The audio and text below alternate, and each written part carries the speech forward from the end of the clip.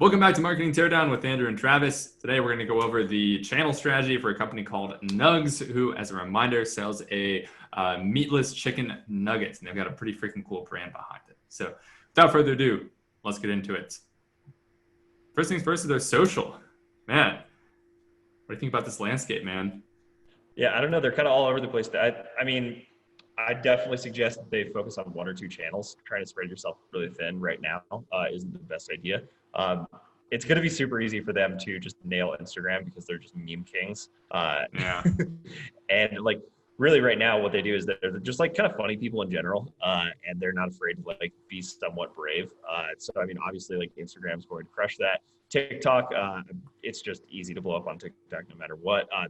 Pinterest monthly viewers is interesting to me too, because they don't really seem like a Pinterest company. But what I would suggest overall is just triple down on video content creation because that's going to be the most effective for all of these platforms except for Pinterest, and their Pinterest is already fairly strong.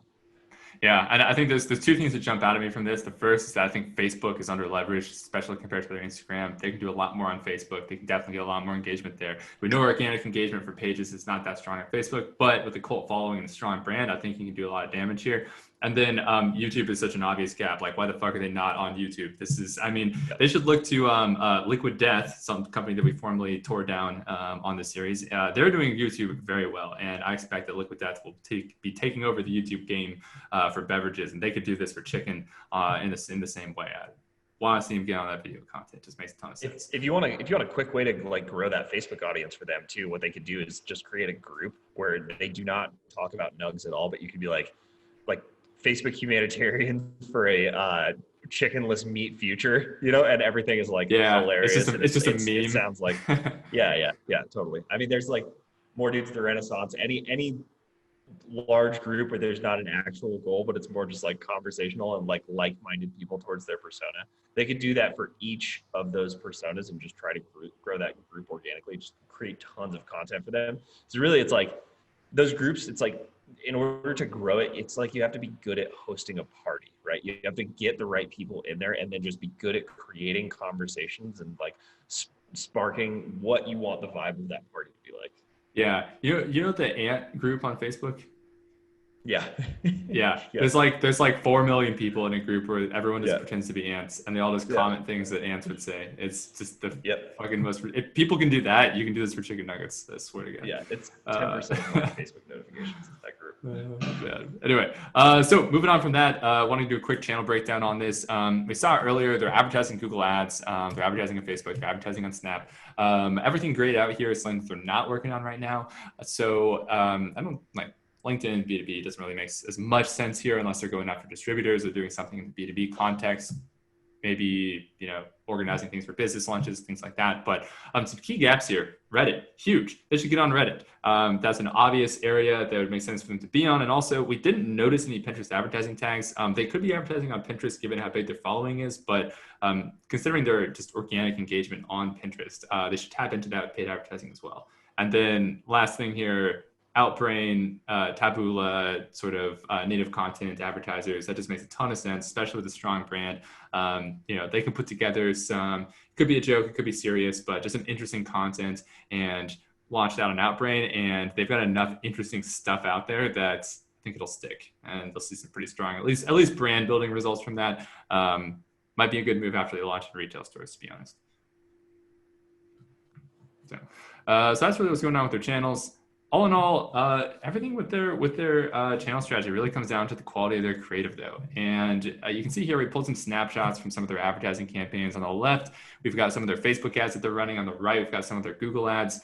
They've got that, sort of fun kind of joking around style with all of their advertisements. They've got this ridiculous meme going on when the Nuggs arrive with like Rip Doge, Nug Dog. And all this kind of shit in here. Same thing with their Google ads. Don't be chicken. I mean, that's pretty funny. That's hilarious. Obviously, this is a branded campaign, so it goes to show sort of what's working for them in some of their top performing ads. But I think the real hidden gem here is the stuff that looks to me a lot more like direct response advertising, long form copy, classic copywriting. And that is this stuff right here. You've got video, which if you can see a trend here, the nugget with the sauce looks like that's performing incredibly well. We see that popping up in a bunch of their ads. All of this crispy texture on the nuggets, basically just showing off high quality shots of the product in action, value propositions of exactly what people are looking for, highlighted up at the top, and then just straight to the point. They've got trust factors down here. They've got a direct call to action. I mean, this is just classic, solid, good advertising right there. I think that's what's working for them. I don't know. What do you think about them as far as what they're doing with their ads?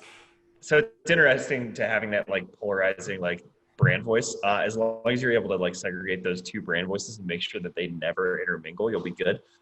Because if you have one of these ads going to a soccer mom who's like seeing like, oh, okay, cool, this is great. Like I understand what this is, and then you look back and you see one of these memes that's like, if you get it, you get it. If you don't, you don't. Might be a little confused, maybe even like concerned. I don't think they're worried about that at all. But it is just confusing, like making sure you have those two audiences very, very well segregated. Yeah, and I think different stages of the discovery process of the brand, not just the purchase process for the products, like we might say top of the funnel, middle of the funnel, bottom of the funnel, re-engagement campaigns, right? You'd always want to kind of stagger those depending on where people are at in the buying process, but also just their interaction with the brand. Like if someone first interacts with the brand, and they're in that rich suburban mom category, maybe this meme is not the best meme. Maybe they want to see a different ad as their first engagement, but later once they know the brand, it could make sense to put that in front of them. So something like that could happen. So all that said, I mean, man, channel strategy, I give them a 10. I think their ads are great. I think they're on the right channels. Clearly they have a lot of marketing talent at the company and they're doing a lot of the right things. I love it, man. I think it's good. I agree. I'd give them a super high score, but I would just say like expand it to more channels. Right now, probably what they did is like an initial test. They're like, okay, we understand where we can get like lowest cost for customer acquisition costs, or like whatever their metric is that they're looking for. If they're buying for an action, or if they're buying for like a sign up, or just like trying to drive traffic, whatever their goal is, they probably scaled that back. And now they're just hammering hard on a couple platforms to test ad creative while they decide where they want to go next. Yeah. I think something that's interesting is with where they're going in the company, they're going to have retail purchasing available soon, not just buying on the website, and they're going to have new SKUs.